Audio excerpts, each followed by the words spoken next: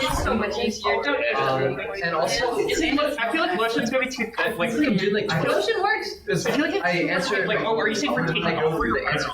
Take no. Like, I feel like it'd be too hard. Like, if it's already on, I don't If feel it's like. already on, you kind of. Well, it's like if you have any range of movement, you At least 50% of it 6 days away. yeah, just move it around. Yeah. I feel like we stop. Like, It's almost lotion. Okay, unable to move. It was unable to move. yeah. Oh, I thought it was like Move it stuck. along.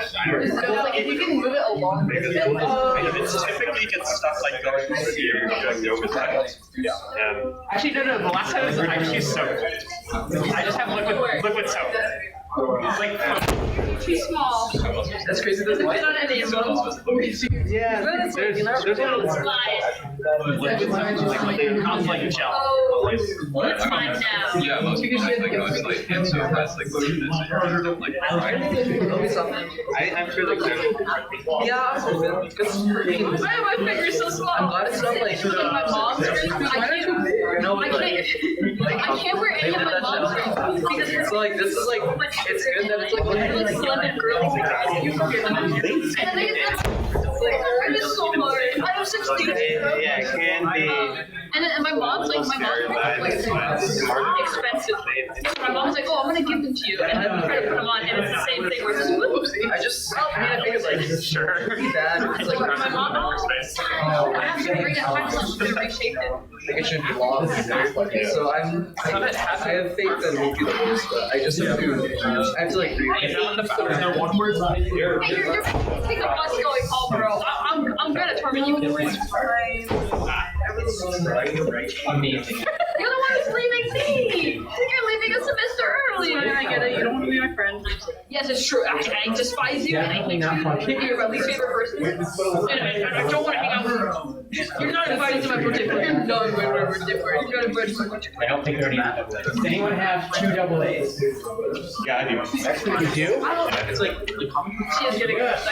But it's okay because I know how to get her the WD-40. Yeah, where's the WD-40? Bring it back. Mia, what do you do? I tripped on the Ethernet wire. How? It's on the ground. It's flush against the ground. How did you manage that? No answer. He's hiding from his shame. I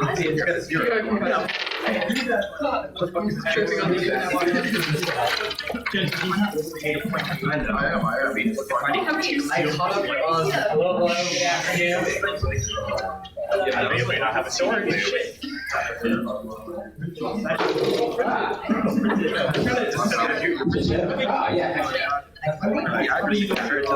like having this. Alright, thank you so much.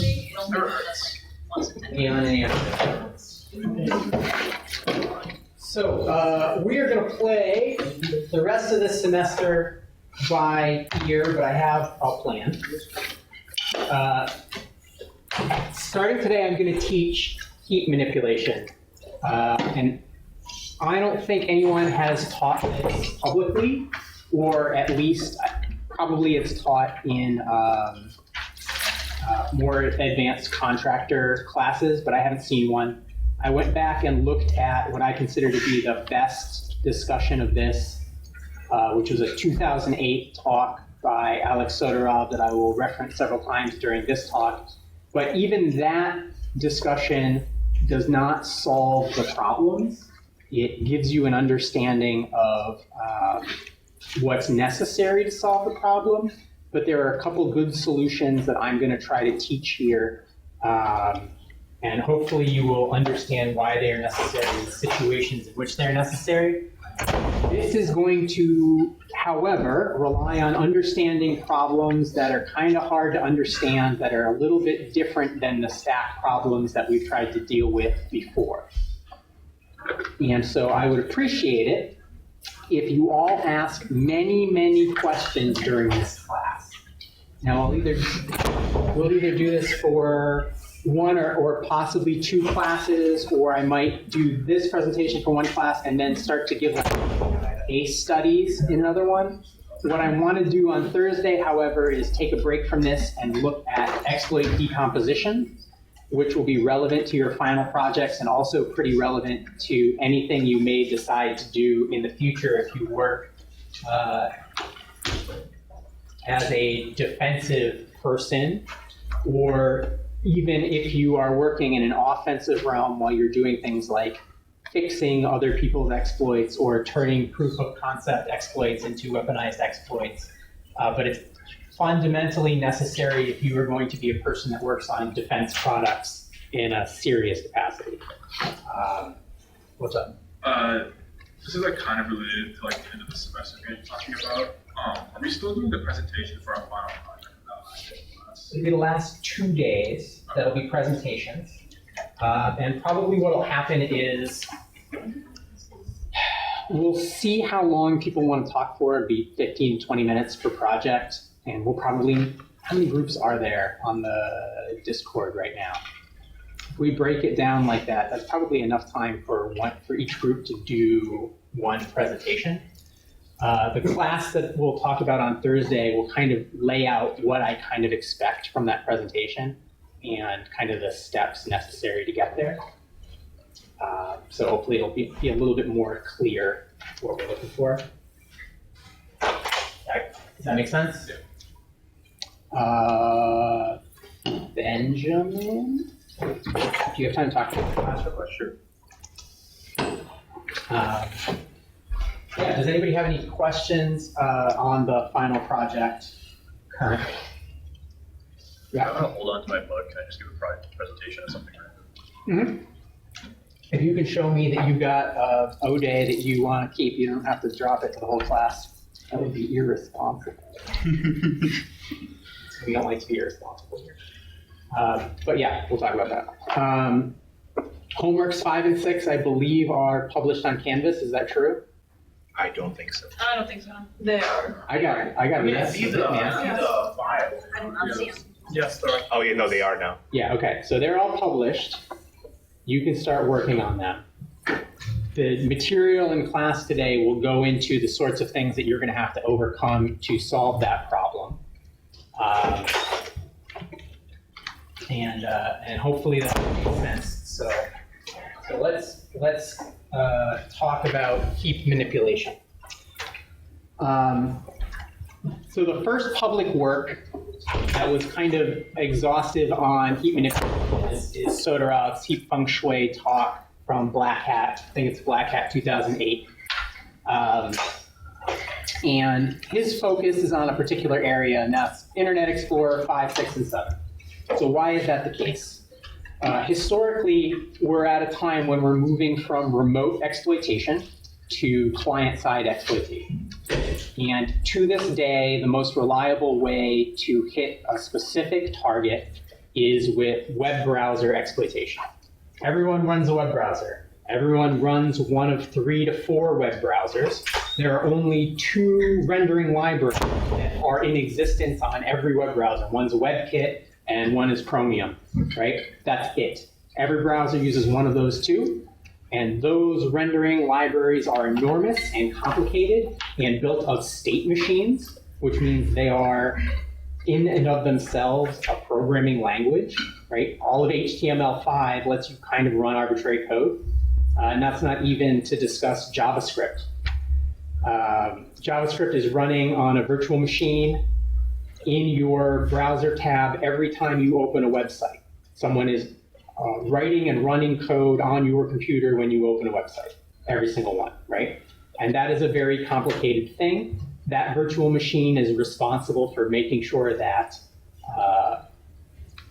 any interaction that occurs with your computer is limited to certain things. Right? It can only access certain files. It can only access the network in specific ways, right? But fundamentally, arbitrary code is executing, right? And so the way that works is when you write a program and sys calls occur, system calls, that's the interface between your program and the operating system. You want to read a flag or write it out, or you want to allocate information, you make a sys call, you ask the kernel hands you back this information, provided you have the ability to do that. These virtual machines kind of do the same thing. Currently, there's generally a main process for your web browser, and then each tab runs in a sub-process with lower privilege. And when that sub-process wants to interact with the operating system, it communicates with that main process that has more privileges, and it kind of acts as its own kernel. So you would say, I want to read this file. That process will say, oh, can this tab read that file or not, and do that thing for you. And then it talks to the kernel. So there's another layer of abstraction, right?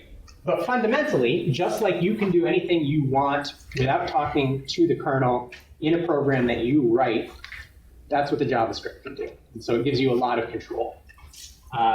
And so what Alex talks about in this talk is, we're going to try to attack the web browser. We're going to try to attack either the JavaScript engine or the cascading style sheet rendering engine, the thing that draws all the pictures on the screen. Because it's so complicated, because it's going to have a lot of bugs, because I can do arbitrary things with it. That's what we're going to attack. And what he's going to provide in this talk is a library heaplib. And what it's going to do is say, here's a library of functions in JavaScript that is going to provide you the primitives necessary to manipulate the heap to make these sorts of complicated attacks on the heap reliable. Okay? And he doesn't say what you're going to do with these primitives to make it reliable. That's what we're going to talk about a little bit more today. But he's going to say, if you call heaplib.alloc, I'm going to build a set of JavaScript strings, and they're going to allocate arbitrary controlled memory. And it will live as long as you want it to, and you can free it arbitrarily. So I have free and delete on the heap. Okay? He does talk about working the heap into a known state, but he doesn't talk about what to do once you got it to a known state. So here's the problem that we have with the heap. The heap is always moving in an unknown way if you are attacking a program of any complexity whatsoever. When we looked at AV09, there are exactly two allocations. They occur one right after another. Nothing else happens in the program, right? And so we made the assumption that those two heap chunks, based on how our understanding of the library works, they're going to be concurrent in memory all of the time. Here's pbuff1, and here's pbuff2. But we also learned a lot about how the internals of a heap work in general, right? We learned that you can allocate in free. You don't have to do it in any particular order. So in some cases, fragmentation occurs. And what that means is, let's say there's 50 of these pbuffs that have a all in a row, and I'm going to break this up into smaller ones. So each of this is an allocation. I don't necessarily have to free them in the order I allocated them in, okay? On the stack, everything happens the same way, right? If I run a function, it's always got the same local variables, they're always the same size, and we can draw the stack out. We can say, when this function runs, here's what the stack looks like. It's always the same. Now, there's a whole bunch of stuff that may move the stack around, but in the context of that function, that stack frame always looks like that stack frame. Okay? It can have a different stack frame before it. So in aggregate, the whole stack may look different, but that stack frame always looks like that stack frame. That's why you can draw it out and understand it. The heap never looks the same in any real program. In AV09, no legitimate work is occurring. Okay? There's no reason for us to use the heap in AV09 except to create a CTF toy example for you to work with. Okay? Your web browser, every time you open a new tab, every time you do something with the web browser, memory is allocated and memory is freed as objects are created and destroyed in its work to provide the function of a web browser to you. The web server has a number of threads. It's got a main thread, and that main thread is sitting on a function called select. It's got an array of file descriptors, and those file descriptors represent all of the socket connections that are coming in remotely. So you make a TCP connection to it. Select returns back to the program, and it says, yo, I have a new connection. That main thread creates another thread generally, and that thread services you in particular. Okay? And there may be, at the same time, 15 other users loading websites from that web server. And every time somebody connects here, there's a new set of state context.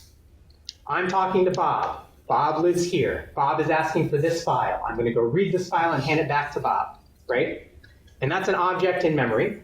Because I can have any number of users connecting to this web server, I'm going to have to allocate memory on the fly. Every time I get a new user, I get a new state object, a new structure or class, okay? And it's of a fixed size, because that's how structures work. But their request is of a different size, so maybe I need to allocate a new size to hold the string for their request. That's going to be different based on what request they're making. The file I'm going to return to them, I have to read it into memory and send it out again through buffers. That file will be a different size. I need to allocate things, right? And so the whole time we're working with this, things are getting allocated and they're getting freed back. And they're not getting freed back in the same order. Okay, this one gets freed. Okay, so I consolidate this together. This is all one. Somebody allocates something this size, so now this is back in use again. And I end up with this situation where certain things are in use and certain things are not, and there are holes all over the place, right? And as an attacker, when I connect to this thing, I don't know what that heap looks like. And so trying to set up a heap overflow where two objects that I know the type of and I know the size of are next to each other so that I could do something malicious to it becomes complicated and difficult. Most architectures use a setup that all the threads generally work with the same area of heap. Like, I know there's per thread arenas which get their own heap.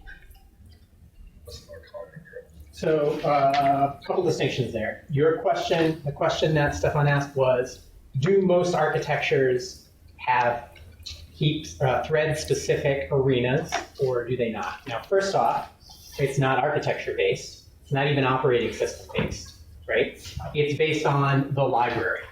And in fact, you don't need to have a heap library at all. You could write a program where you don't link libc. You could write it in assembly. You can talk to the kernel in mmap memory or brk that memory, and then do it all yourself, okay? And the first time we looked at it, we did dlmalloc. That's inside libc, okay? Your homeworks 5 and 6 are using jemalloc, the one we talked about last time. All I did is compile jemalloc and statically link it at compile time into that.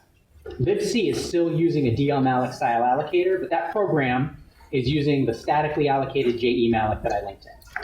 So even within the same operating system, the same architecture, the same computer, different allocators are in play in different processes. And all of those allocators make that distinction on their own. So dlmalloc has one single arena. ptmalloc, which comes from dlmalloc, has a main arena, and then it's got a per thread cache, which may or may not pull from that main arena. That per thread cache, depending on how it's set up, may just be a look-aside list that's thread specific. Like, these are the ones that I have looked at before, and so if I free them to my list and not back to the main list, then I don't have to lock because I know no one else is going to use those, right? And if they're in my free list, I don't consolidate them because they're of a certain size. jemalloc has per thread arenas, and in fact, you can have multiple arenas per thread, multiple runs per arena. So that is a highly dependent answer. For example, who's running Linux on their computer? Can you raise your hand? Okay. How many programs are running right now? Name 3 of them. Firefox, Discord, and Kitty. Kitty? Terminal emulator. Okay, so your terminal emulator is probably using ptmalloc, probably using the glibc one. Discord is Electron. It's actually Chrome. That's going to run jemalloc. Firefox is running a JEmalloc similar. I think it runs JEmalloc. It actually, it may now, but last I checked, it was actually running an allocator that had per object type arenas. So it wasn't just bucket size, it was all of like those state objects get their own heap. Okay. And so that means you can't easily use after free. Gotcha. Cool.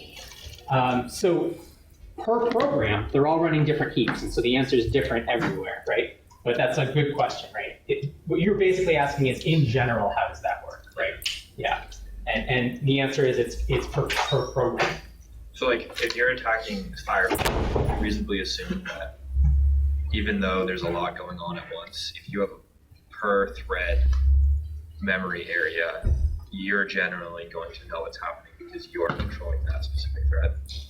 Yes, and that is a consequence of kind of a bigger idea that I'm working with, which is that the more optimized a heap is, the easier it is for exploitation, because the more reliable it is. And you'll see why that is in a second when we start talking about what's necessary on a heap that's not like that to get this stuff working, right? So here's our unknown state. We start in a situation where many things have happened in the process, and we're not certain what it looks like when we get a hold of it, okay?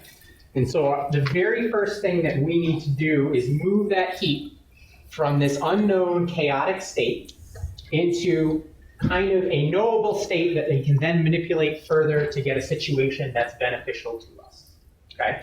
Does everybody understand how this differs from that stack exploitation where your buffer you're overwriting into is always the same distance from all of the variables around it? How this differs on the heap, and why you never know what you're getting into when you start interacting with a program. Does that make sense?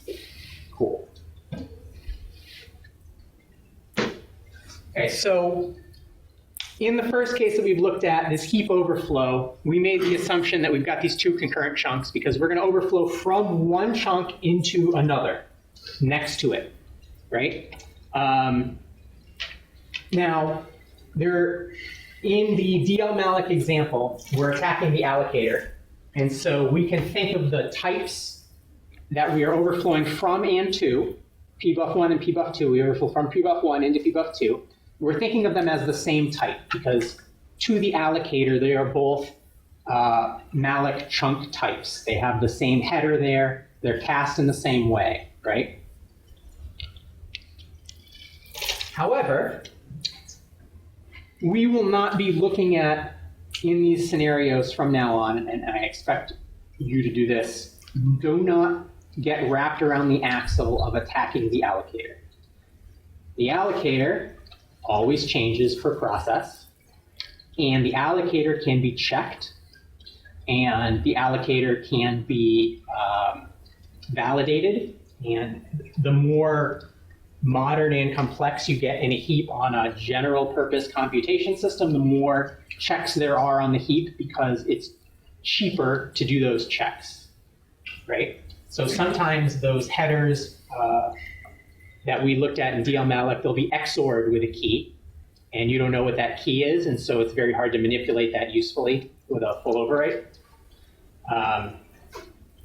However, the program itself is never checked. It cannot be validated in a generic sense.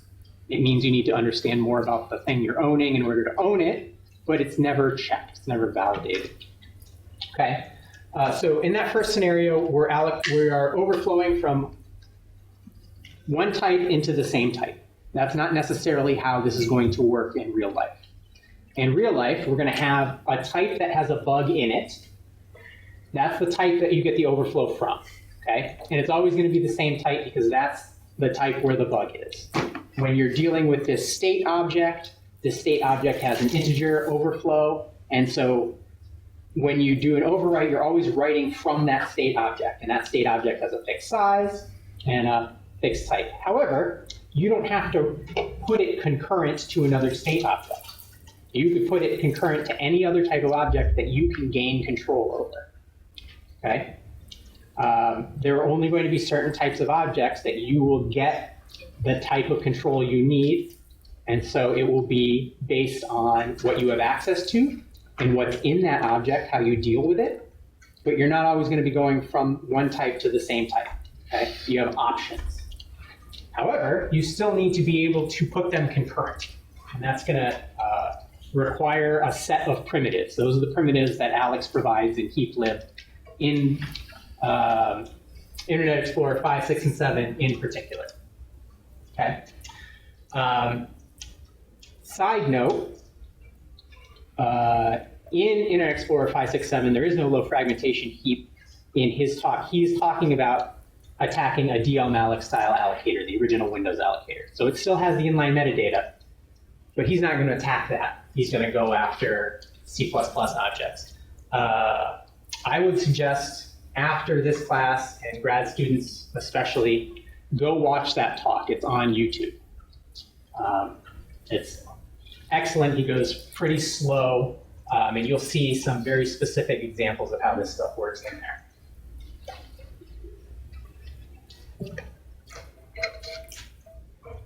Okay, before we get into any of that stuff, though, we need to make this heap give us concurrent allocations. Okay? If there are a bunch of holes and there's a look-aside list of buckets of certain sizes, those will be preferentially pulled, right? And so we may get this one first, and we may get this one second. Those are not going to be concurrent. If we assume they're concurrent, and we write from here into this one, we're going to hit this chunk, not the one we expected. The program will use it, the whole thing crashes, we're dead in the water, right?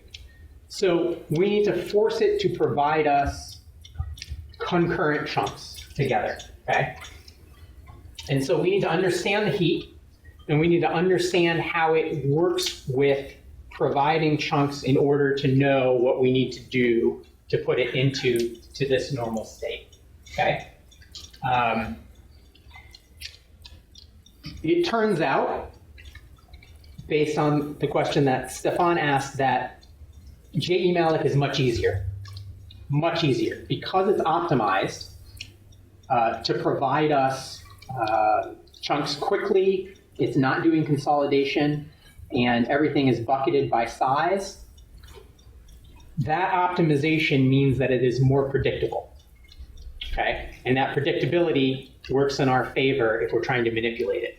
Okay, general concept: all optimization provides you either control or understanding of how the program executes and what data is running through the program. Okay, more optimization, better for you. And it's for both of those reasons that we're asked about, right? Because the thread is somewhat isolated in terms of allocations, we know a little bit more about it, and also, no one is messing with us while we're doing our work, necessarily. Now, there's overlap here.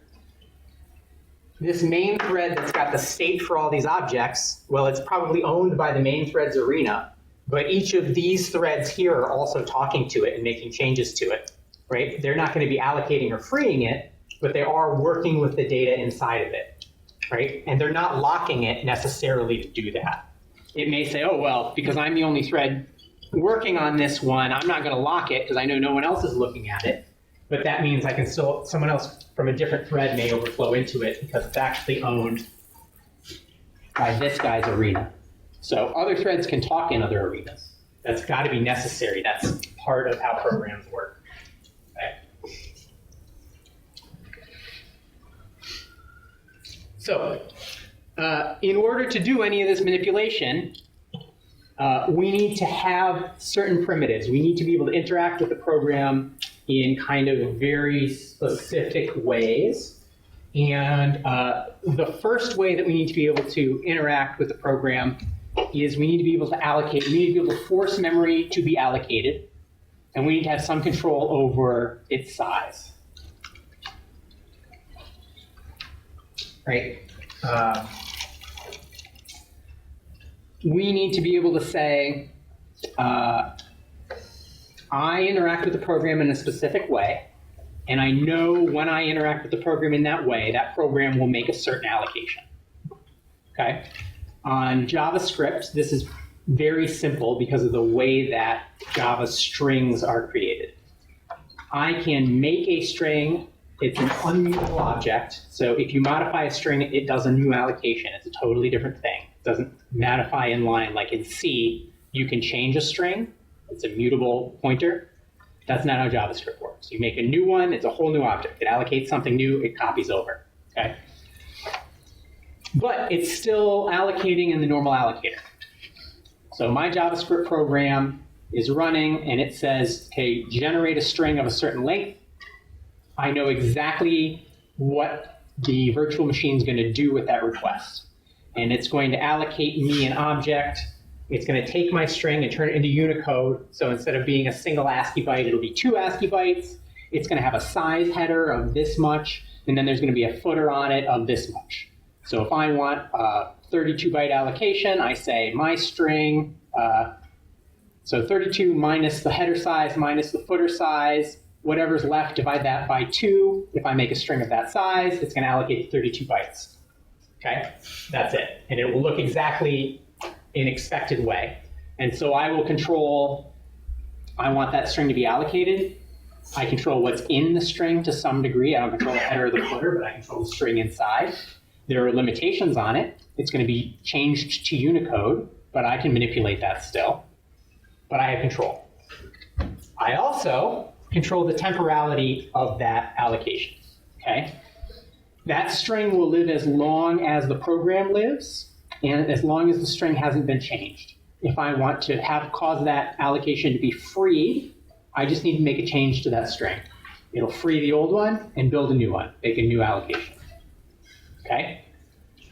So JavaScript provides us this very easily. We just use strings to do that.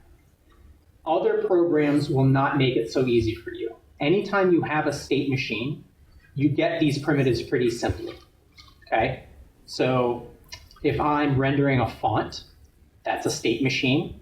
I get these primitives pretty easily. I can say, you're going to draw the letter A. The letter A has so many vectors in it. I know a vector is allocated of a certain size. I can force these things to happen. And that letter A will live as an object until I delete it from the screen. Right? In many situations, that's not necessarily the case. And this is something that very few people talk about. It's probably the most complicated situation you can end up doing exploit developer nowadays is performing heap manipulation with an arbitrary program that doesn't involve a virtual machine. The most recent example that I worked on was, that I can talk about is the stage fright bug. And to refresh your memory, it is video. So if someone is rendering a video, there's a bug in the video renderer. My interaction is I send a video file. It's an MP4 or a certain format. And it's got frames of video in it. And is anyone familiar with how video compression works? There are like keyframes and then modifiers for keyframes. And I can pick when my keyframes come in. And a keyframe is going to allocate space based on the resolution of the video, right? And until the next keyframe comes in, that's going to live, that object's going to live. And I decide how long that keyframe exists there within a certain range. So I have allocate with arbitrary memory and remove whenever I want. Now, temporality can work in a number of ways. It can be something I control explicitly. And so an example of that is the strings or the keyframes. Or it can be something that lives, say, for the length of a session. So that state object that I mentioned that gets created when somebody connects to that web browser, that state object lives until that socket closes. Until my connection with Bob is over, that state object is going to live. And so I control it in that sense, right? Another way that you may control temporality, or at least be able to predict it, is I ask for a matrix to be developed, and then some math occurs on that matrix. That math takes time. It takes a long time. But the amount of time it takes to do this matrix math is directly related to the size of the matrix and the complexity of the operation. And so I can predict it'll take 30 seconds under load, average load. If I send it, ask it to do this work, it'll live that long. And so that's another way that I can predict temporality. Okay?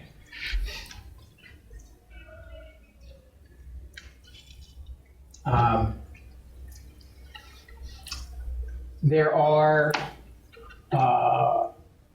other ways that understanding how algorithms work can provide you control over this temporality. Who wants a fun use case digression here about manipulating objects with this sort of deal? You're going to get it anyway.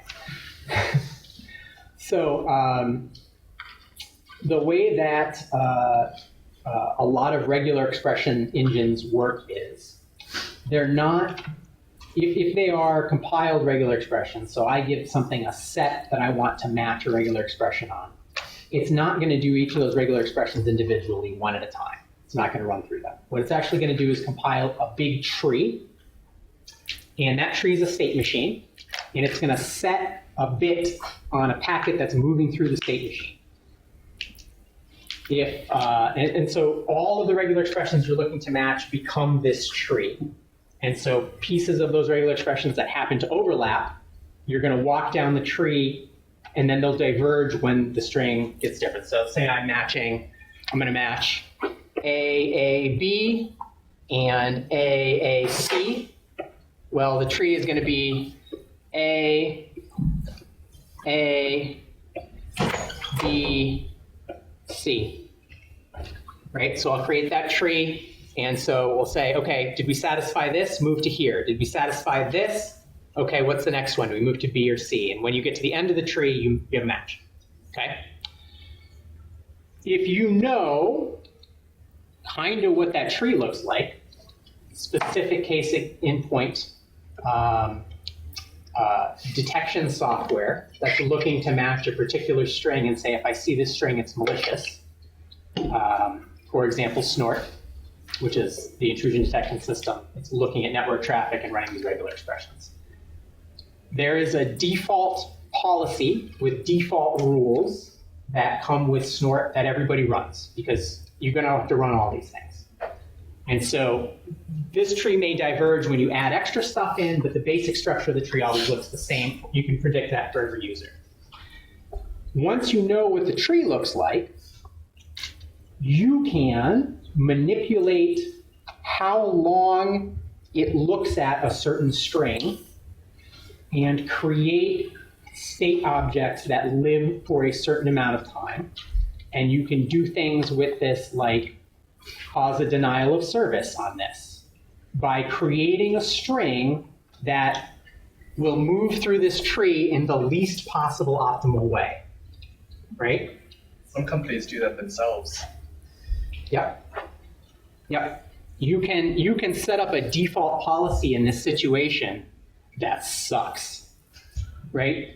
When you guys did data structures and algorithms, did you do like tree optimization? I think you did, right? A little bit. We did go through and go, how do we go from like regular expressions to like finite state machines? Yep. So that's what this is. It's exactly what this is. However, you can also, if you study trees, you can say, like, why does a red-black tree rebalance? Well, because in the worst case, a tree is just a linear linked list. And so instead of being log n and log n, it's just constant time, right? And so if you know how this thing works, a bad set of regular expressions will be a linear, just a line, right? So like say I'm going to match for A, and AA, and AAA, and AAA, I just have a linked list of A's, right? But however this is set up, I can walk the longest possible path, or force it over and over again to walk the longest possible path with the shortest string, right? It's possible to build that. Backtracking makes it even better because you can get regexes up to like exponential time. Yes, yeah. But knowing that means that you can cause state objects to be created that live a long time. Even though you don't have control of when the thing's freed, you can make it live long enough to do this work. right? If I say, oh, I can set these state things up, and it's going to cause this thing to churn for 30 seconds, it's only going to take me 10 seconds to hit my exploit. They'll never get freed until the thing happens, right? Or I can set up a race condition situation where I'll be like, all right, under normal load, I'll have some strings that'll make things last 30 seconds, so that's indefinite. And then I have some that I can make last for about 2 seconds. And then my exploit will hit in 5 seconds, and I can use that temporality to control this stuff. And it's not as good as, oh, I have a JavaScript string, and I control exactly when it's freed, but it's still enough, right? Those are the sort of things that you can do. How are you gonna get an overflow with the JavaScript string? No. Nope. I'm just using the JavaScript string for 2 things. One is to put this situation into a predictable state, and 2, to put arbitrary data I want into memory. One of the problems you guys have encountered is, oh, I don't have enough space to put my shellcode where I need to put it. You can put arbitrary data wherever you want using these things, right? You can do something called a heap spray, where you fill up memory with data that's useful to you. And so you don't necessarily need to know where a useful vtable is. Oh, I force it to allocate, 200 megs of vtables. And then I can guess, well, it's a 32-bit system, and it's got all these DLLs. The only space, even with ASLR, is here. I fill it up. So between here and here, I'm definitely going to hit my vtable, right? That's a heap spray. It's less useful in 64-bit, but you're looking at a 32-bit ARM embedded device, right? Perfectly legitimate. Okay, so once we have these primitives, what are we going to do? We're going to pave this sucker. We've got a road with a whole bunch of potholes in it, and the first thing we're going to do is very simple. We're just going to fill in every hole. Every time that program could give us something of a certain size, we're going to ask for it and fill it up. Now, if we're looking at a heap like dlmalloc, this is a lot harder because any chunk over a certain size can be cut into the size bucket we're looking to get. And so larger chunks can be chunked up and given to us. If we're looking at jemalloc, we know how big our bucket run sizes are. That's specific to the program, right? There's going to be 5, 12, 32-byte options in this run. And when we fill that whole run up, it's going to start allocating clean memory mapped pages that are contiguous. And so subsequently, our allocations will be contiguous. Can you detect that based on like the extra latency for them to go through and add it in like allocate the pages, like a side channel type thing? Yes. You look at the time, or is it just vibes? So often it's just vibes because per version, per operating system, per architecture, Right. those things can change. Yep. But you can also do a probabilistic calculation and say, the run is on average going to be this large, the run is on average filled, and this is why when Alex would write exploits, you would get a report that said, under this load, on this version, with this amount of RAM and this number of CPUs, over 100,000 runs, the probability that I would pave it over with this size is X. Gotcha. And so you could say, this exploit will work 98% of the time. Is that good enough for you? Gotcha. Makes sense. So it is, in some sense, kind of vibes, Yeah. or probabilistic calculation, which is vibes. Yeah, I was gonna say the probabilistic calculations, is that like you're going through often like setting up an environment that's like hitting the server an amount of times or whatever, or is that also then just like, I looked at in this case, vibe it out to like n equals. Yeah, I'm going to look at how many runs there are. I'm going to say, when I connect to this server, it makes a certain number of these things, and they're about these sizes, and so this will also be different based on the load on the server. Right. So I'll say, if there's 30 users, these are my vibes. If there's 1 user, these are my vibes. And I suggest you, operator, you run this exploit at 3 o'clock in the morning when there aren't very many people hitting this server, it will up your reliability from 70% to 99%, right? But if you do this right, you set yourself up to do something else that gives you really good reliability. So this is just step one. Makes sense. Okay? And once we have this vibed out, I'm going to give you another way to stop.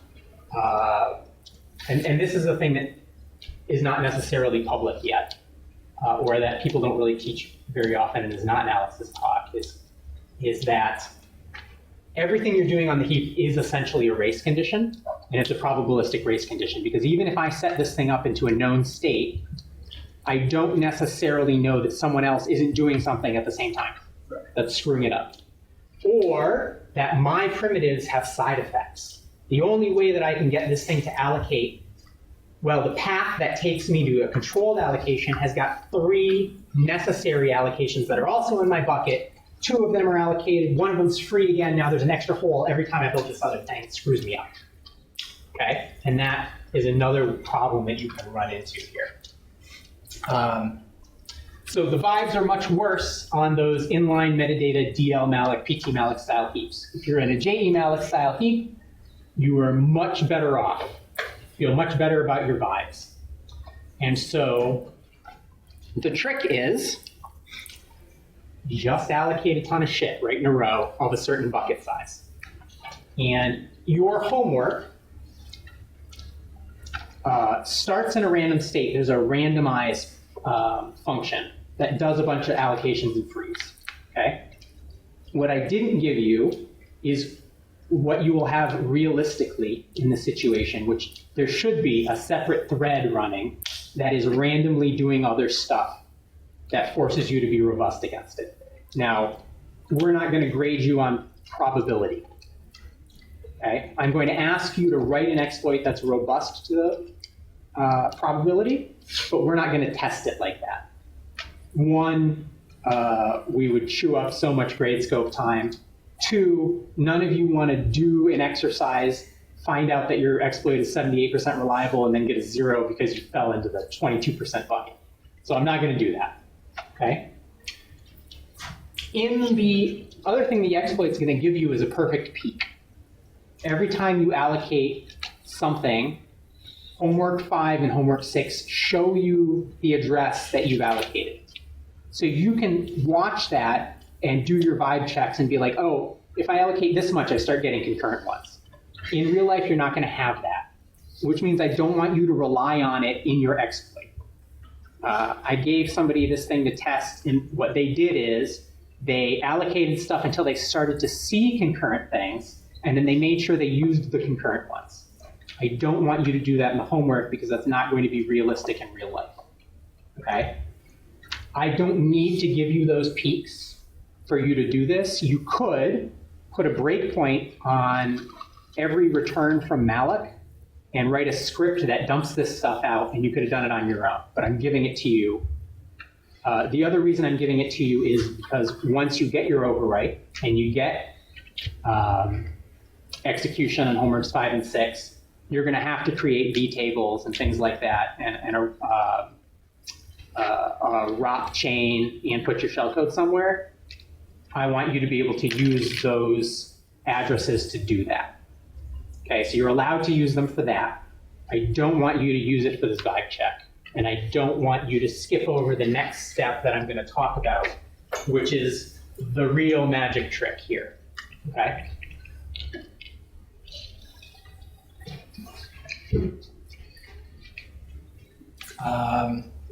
Other context. If you watch Alex's talk, you will see that there's a digression in that talk about OLE AUT32, which is a DLL that is loaded up by Internet Explorer. And Internet Explorer is using the standard libc, which is NTDLL on Windows. That's what libc is. So there's NTDLL and kernel 32 DLL are your main interfaces like libc to the syscalls on Windows. There's also GDI or Win32K, and that is all the syscalls that deal with drawing pictures on the screen. Those are not generally used in hacking applications, but that's what they're there for, right?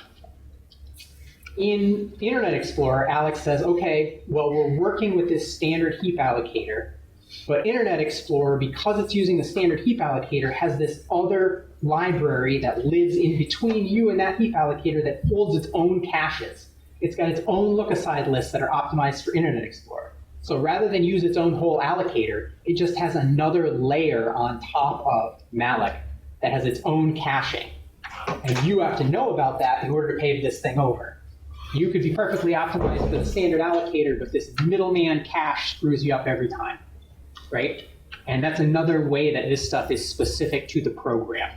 Even if you're working with ptmalloc on glibc and you understand it, and you can do house of balls backward and forward, and then somebody puts another cacher in the middle, it's not gonna work anymore.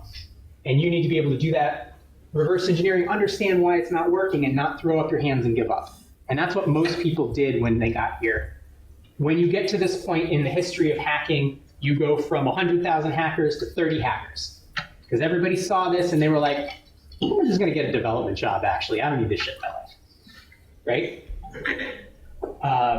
And it is because they relied on boilerplate solutions to problems without really understanding them.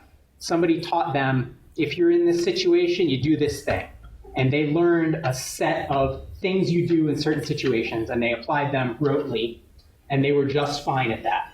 They were good at recognizing situations and applying them rotely. This is where you separate the women from the girls, and here's what happens. You need to, one, understand all those rote answers, but you need to understand them as generalizations. I have found myself in a situation of a certain generalized type, and this is the type of solution that works in this situation. And the best generalizers, the people who can think honestly about these problems, are the ones that can solve these problems. Because there are no boilerplate solutions when you get here. When you're vibe checking on probabilities, you need to be like, oh, I have seen people, like this problem reminds me of these other 3 problems I've seen. And in those situations, this type of solution tended to work. Let me see which of these applies best in mine, and then do I need to modify it specific to the context to make it work here? And that's when you're really good. And that is also why CTFs are a bad hole to be trapped in, because these are all contextual problems, right? They require you to have performed machine learning on your brain to recognize the shape of problem and solution types. And the more you've seen of real problems that have real context around them, things like this type of program, like, oh, okay, here's how a state generally works. Here's what I can assume because of the way this thing has to work. I assume I have these primitives. Let me go hunt them. I know it will be there because it has to solve this problem. And I can recognize it because I've seen 500 before, and I can quickly go and dig it out. Even when you have that recognition, that digging process is the hardest thing in hacking, is saying, I need a primitive that solves a certain type of problem. It has a certain shape. And then recognizing the shape of it, right? And then saying, is there anything in this particular version that will stop me from accomplishing this goal? Or is there just something that makes it more complicated? Okay? That's the thing. And that is why moving from CTFs to real problems as quickly as possible will make you good. And it is also why people get stuck in those holes. And they say, I don't know how, it's overwhelming for me to move out of it. Just move out of it as quickly as possible. Okay? So you are going to have to do this paving process. And I have provided you 3 primitives to do this with. You've got A for allocate an object. You've got W for write to an object. That's your heap overflow. And you've got print, which just prints out what you've run. And print exists to provide you a neutral vtable call. Okay? And then you also have a delete. So you have arbitrary control over allocation and deletion, and you can do it by index. So you can do this paving over exercise, and then you have the pieces for the next magic trick. It does not approximate this situation in that no one else is going to be doing allocations while you're doing this work. It's going to start off random, but it's going to be static after that. I want you to act as though someone else is messing with this thing. And so you're going to be more robust than you actually have to be to do this homework. I wish Jeremy had not left. He has to hear this. It's cool, I can call him. So, second problem, concurrent use. Other people are doing things. The program's still running. When you do things, there are side effects, okay? Somebody here wanted to do Wireshark as their project. Who was it? Right here? Yeah, Evan. Yeah. Okay, here's the problem with Wireshark. I tried to work on a Wireshark exploit once with a heap overflow, and I did not solve the problem. The problem is that, yes, you can own Wireshark, but you can only own it when there's nothing happening on the network except for you. Because as things are coming over the network, Wireshark is allocating and freeing stuff like a maniac. Every time a packet goes through it, it allocates and frees stuff. Right? And so it doesn't matter how well you set this thing up, it's just churning like mad. There is no way to get the probability above a certain rate. So if I got someone to open a PCAP and it wasn't actually reading from the network, golden. But you couldn't do it over the network unless you knew you were the only person sending data. And that is not realistic, right? Anyone who's watching Wireshark over a network is probably watching web traffic or something else like that. So any place where I could get in to send my exploit, it was not going to work. Does that make sense? So does Wireshark use a JE mallet, or does it? Because you like mentioned like the JE mallet, you like different bucket sizes that you could attack. Yeah. And you can attack the bucket system. Yep. I'm assuming that's not the case here. Well, so Wireshark has been around for 30 years. And the allocator that it's used has changed every couple of months, right? As allocators change based on your glibc version, based on the operating system you're using, all of these things, right? And then even with that case, I can't control what the size of the TCP or UDP packets going through the network are. And on average, they're going to be within a certain size range. And usually, the bucket that I needed to work with was one that always had stuff coming through, because there are certain like DNS packets, DNS requests that aren't like the actual names or have like a fixed size, or like ARP requests have a fixed size, and so that bucket will churn like mad all of the time, right? And there's nothing you can do about it. So yeah. Concurrent use, big problem. So once we've gotten our heap from an unknown situation to a known situation, by paving it over and forcing that heap to allocate concurrent memory mapped clean chunks and giving us these concurrent ones, what do we do in our, let's go with the heap overflow version, we won't talk about UAF yet. What do we do to make this heap situation robust so that we can know that we're going to overflow into something we control? Okay? We're going to assume we control bucket size. We're going to assume we control temporality. We have all of these things just like you have in the homework. We still have the problem. How do we make sure that the writer is going to be concurrent to the target? Okay? We're going to think about this in two ways. There's the object that has the heap overflow. That's where the bug is, and it will write into whatever's next to it. And then we're going to pick a target. That's the thing we want to overwrite. Generally, it's going to have a function pointer or a vtable pointer or some size that we can use to turn into an int overflow or underflow and change it to a different type of bug. Something useful. That's our target. Okay? And so we are limited based on the sizes and the things we can force to be allocated at will, okay? And so that's one of these machine learning brain, I have to recognize the shape of something useful. I have to say, oh, it's got to be of a certain size, I have to have this type of control over it, etc. Right? And I got to find one of those in there. And then I have to find how to manipulate the program to get it allocated arbitrarily. Here's the situation that you set up to make this 100% reliable. And you can do this either with your writers or your targets. You allocate a ton of them in a row. So I know that I'm getting concurrent runs. And sometimes this is not concurrent because of what's happening. Sometimes I got one over here. Okay? I allocate all these, and I keep an array list of it. Okay? And then what I do is I cause every other one to be free.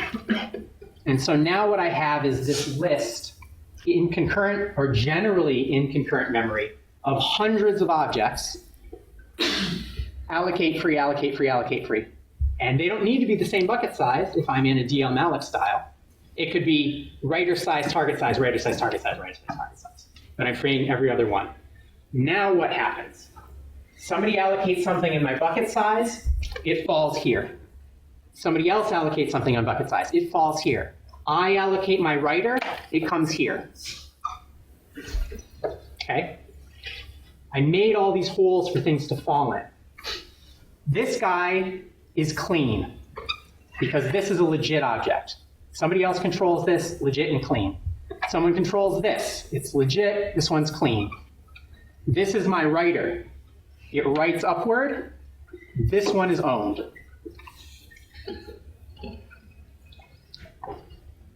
Okay?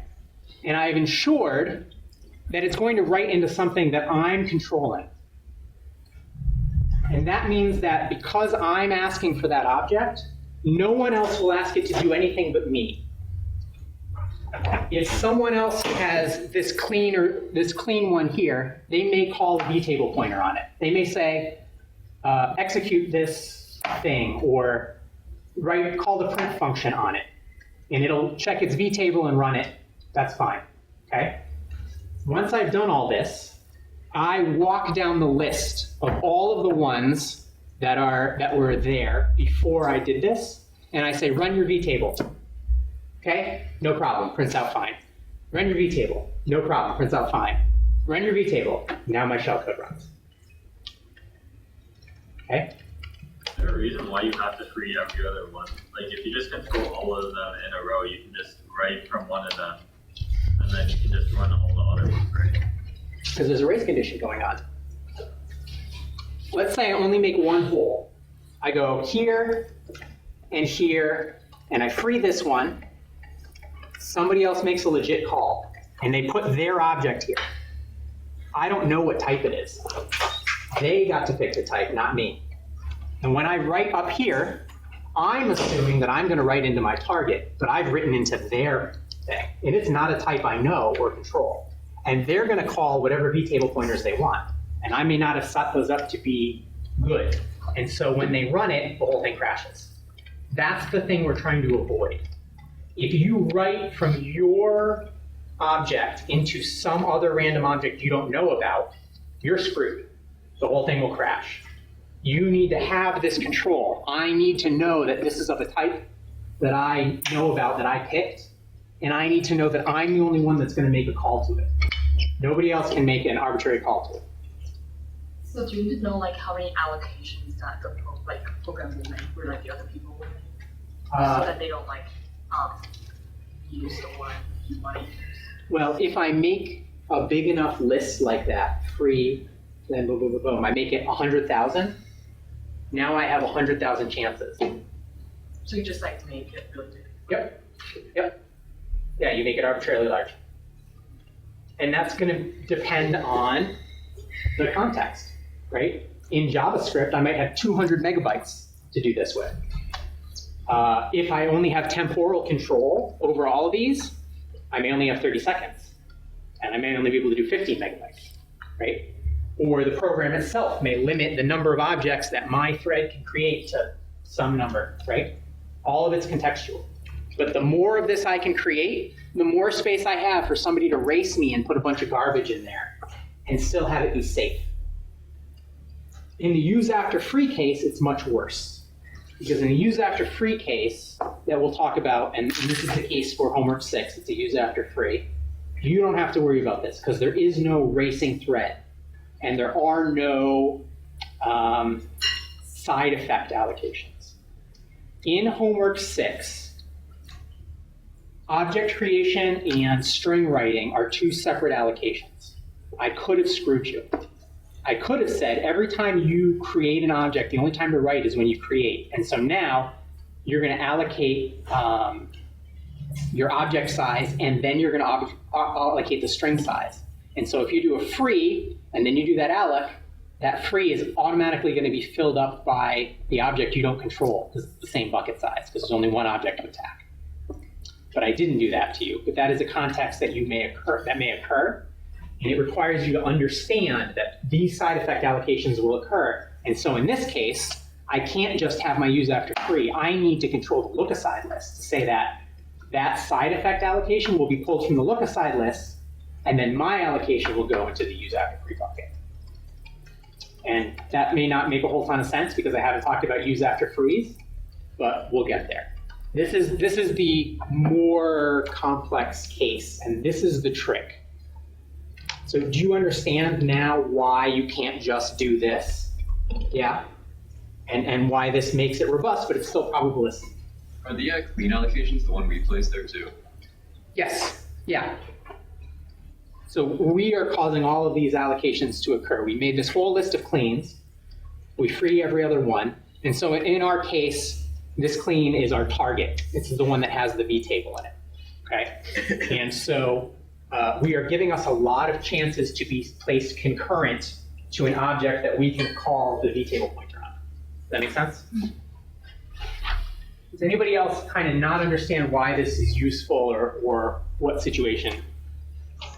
It's not a question about this, it's more a question on the use after free case. I'm just still confused on why the use after free is, I guess, you don't have to deal with the race condition with the use after free. You do. Yeah, you do. Yep. Yeah, use after free is a much worse race condition, actually. And this is a situation where using a low fragmentation heap and a J.E. Malik style puts you in a much better situation. Use after free on PT Malik, DL Malik style, much, much worse. Doing that stage fright exploit, I had fits getting the DL Malik style allocator to get that thing reliable. The J.E. Malik one was like, done, 100%. Going to the DL Malik one was a nightmare. Nightmare. The other thing that was interesting is a newer version of the Android operating system had a whole bunch more support for weird MP4 frames that did not support it in the older, simpler version. And so I had way more primitives in the new version too. Like the more complicated, the more robust a piece of software is, the more primitives you get. You get more control and you get more reliability. So as software becomes more complicated and more useful to users, the easier it is to own. And situations that seem ridiculous and impossible, you have solutions for. It's very counterintuitive. But it means you're churning through way more reverse engineering time, right? Because you have so many primitives, you have to do reversing on so many different things to find the perfect Lego piece, right? Like if I have a shoebox of Legos, it might take me an hour to find the piece I need, but I'm way less likely. If I got a trash can of Legos, it's definitely in there, but Jesus Christ, I'm gonna be digging through Legos for a long time. And that's like, it is a will check. Every time you dig back into the Lego box, it's a will check, right? And the more experience you have, the faster you churn through the Legos. You'd be like, that one's not, no. Maybe this one, put it in another bucket. No. But that's all experience. And CTFs don't have many Legos in the box. And they're not realistic Legos. So you don't know, you don't get the experience of looking through them, recognizing the shape of the ones that may help you out, right? CTFs have a term when there are lots of Legos. They say, this shit's guessy, and go on to the next thing. No. No shit's guessy. All shit is knowy. No, it's a CTF. If it's not obvious what you approach, it's guessy. If your thought process is that stuff is guessy, you can't do this. You can't do it. Your thought process needs to be, everything is knowy, and it's just going to take me time to learn to know it. If you start guessing, those side effects that I talk about, you will never understand why they're occurring. Your understanding of the structure of the program, why it does what it does, is the thing that lets you work around side effects. It's very easy to pull out a Lego that works. And if you understand it completely, you just route yourself around the problems. Like when we did that DL Malik AV09, it would be very easy to say, man, it's impossible for me to get this thing done because it always is going to consolidate with the next chunk and it crashes. I can't do it. But if you really understand that top chunk and how it works and using that zero size to trick that unlink, works perfectly, right? Many times, that first homework you did where you have that index, where you write that index and you jump over like a canary, PhD said it wasn't exploitable. Big man with a big PhD. Everybody listened to that guy. No one patched the thing, right? The people who did that Wolves Among Us talk in 2001, talking about how the industry is full of squeaks, there was a big Apache vulnerability. Scalp is the first one, and then the other version for BSD, which was also not exploitable, was Nosejob. And everyone said it wasn't exploitable, and 3 anarchist teenagers did them both and laughed at everybody. And then they owned everyone on Earth because no one patched it. Because the big guy with the big PhD said it wasn't doable. Because he didn't know his Lego pieces. Right? That's the situation. So this is what I'm going to want you to create for homework 5. You're going to pave the thing over, and then you're going to create this situation.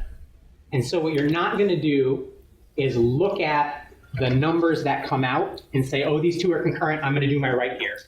You're going to do it like this without looking at those numbers and get it right anyway. And then you can look at those numbers to say, this is where I'm going to put my ROP, right? So you can know exactly where that is. You can know exactly where your shellcode is going to be. You can put those wherever you want and use those numbers. We're going to pretend you have a peak. And that number is your peak, okay? So for the homeworks, are we going to control the freeze ourselves? Or? Yep, you have control. So you've got that interactive program, and it reads 3 different standard in. You've got A for allocate object, W for write to object, P for print, and I think it's R for remove. R calls free, A calls malloc. And it also gives you an index number, so you can do it by index. You can make an array, and this will be like 0, 1, 2, 3, 4, 5, 6, and now you have a for loop that says count by 2s, free, free, free, and create that situation. That's what you're going to do for homework 5. Okay. Homework 6 is going to be much easier. It's a use after free, but there's nothing churning in the background. So you don't have to worry. And I also didn't give you a side effect allocator.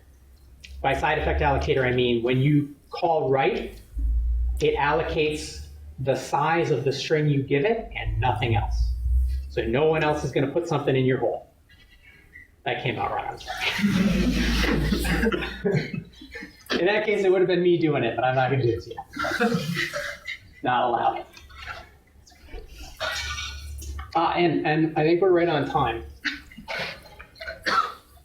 Okay, so there's a little bit more here. We'll talk about that in the next class. And the next class is going to be a discussion on decomposing live exploits. That'll be a situation that's useful to you if you are working in defense or if you are working in offense. Okay? And it is also going to be anyone who picked a live exploit from Metasploit to work on for their final project. This will be the process you're going to use and why you're doing each thing you're doing. Cool? All right. Did you see that JPEG Excel has a bytecode VM mode? It's amazing. It has like vector graphics? No. So it has its own bytecode VM for doing interpolation. Where basically it's like, so it's not Turing complete, it scans for like, and you can tell it to do different